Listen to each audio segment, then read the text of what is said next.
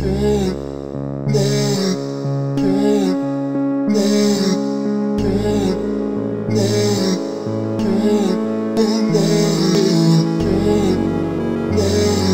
hoping that, oh, let me not even say it out loud. I'm just hoping that having these letters on me didn't like possess something in my apartment right now.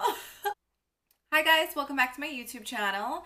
I'm so excited you came back. Make sure you hit subscribe on your way out and please give this video a thumbs up because it helps me so much.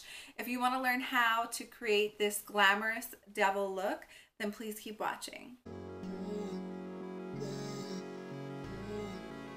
To prime my face, I'm using the Hourglass Veil Mineral Primer. I really do like it, but I put on too much, so I'm using a blending sponge to take it off.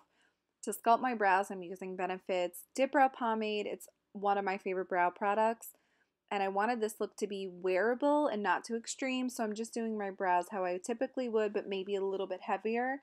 And to sculpt them out, I'm using Maybelline's Fit Me Concealer and a very precise concealer brush.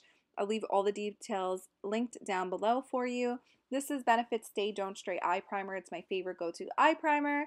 And I use a brush to make sure it's blended out nicely. And from the crease to the brow bone, I use Anastasia's Blanc eyeshadow and a blending brush to kind of set the eye primer. And right underneath the brow, right on the brow bone, I'm using this pigment. I'll link it down below. It's amazing. I love the color. And using a clean blending brush, I'm going to diffuse that very strong highlight right there. And it comes out amazing. It's actually one of my favorite eye looks, even though this is a Halloween tutorial. Using MAC Bamboo, I'm going to start blending in my crease to create some depth. I didn't want a lot of drama on the eyes, so I'm going in with soft brown. This is one shade darker and building a little bit more into the crease. And then using MAC's, the contacts do get a little bit irritated. Going back in with Blanc right on the lid and then MAC Carbon, I start building in that wing. I did my liner and foundation off camera because I didn't feel like it was necessary, but I'm highlighting using the Anastasia contour stick in the banana shade. I'm also going to bake underneath my eyes using the RCMA No Color Powder. I love this powder, but I depotted it, and I like using a damp beauty sponge to bake that as well. This is more about highlighting first, and then I go back in and contour, so I'm just putting more of a pop onto my collarbone using this highlighting stick. I do love the banana shade. It's amazing. And I'm blending that out using a damp beauty sponge. Going in with Benefit's Hoola Bronzer, I'm starting to build in the contour with a neutral bronzer shade and sculpting out my cheeks by baking a second time. But you don't need to leave that bake on long. It kind of works as an eraser. So when I dust that off, I'm going to dust off underneath my eyes as well. Now to contour, I'm going straight in with a matte black eyeshadow. It's so easy. The trick is to use a fan brush to get it really, really precise and use a very, very light hand when you dust it over the shadow pan. And that gives me that really sculpted face and more of like a devilish look.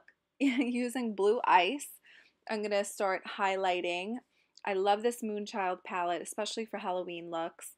I wanted to create almost an unreal type of highlight, obviously, so that's why I used a blue shade instead of like gold or silver. And gluing on these fake horns that I got at Party City. I like using an eyelash glue because it's much easier. It's something I have on deck already, and it works really, really well, and I know it'll be safe for my skin. So while that gets tacky, I'm going to start drawing on the satanic markings. I use setting spray, a black face paint, and just regular art brushes that I got at Michael's. I googled the satanic markings. If that's too intense for you, just like make little lines on your face, like, and like shapes and letters and stuff. And check where you're going to lay them down before you just stick them on your head, because once they're on, let me tell you, they do not move. The eyelash glue works really, really well. So now I'm bringing those markings down my neck. This part I feel like you can definitely freestyle.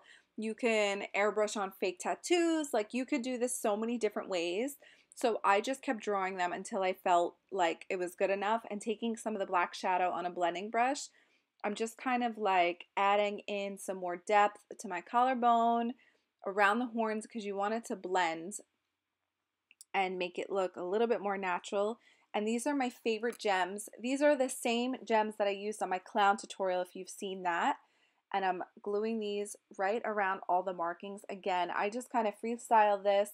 You can too. You can add more, use different colors, or do less or not do them at all. I think adding them is great. This is my favorite mascara. When I put on my lashes, I'll link the lashes and the mascara down below. And to create the lips, I just did your basic super nude lip using a liquid lipstick. This is Anastasia's liquid lipstick, liquid lipstick and stripped. And then right in the center, I used a more moussey black lipstick that will help make it like blend and diffuse rather than layering them on top of each other. Sometimes layering liquid lipsticks is pretty intense. You could just use black shadow if you wanted to though. To get the paint on my hands, I just use a sponge and the same face paint, but it gets all over, so I don't suggest doing this if this is going to be your costume and you're going out for the night. It's just for dramatic effect.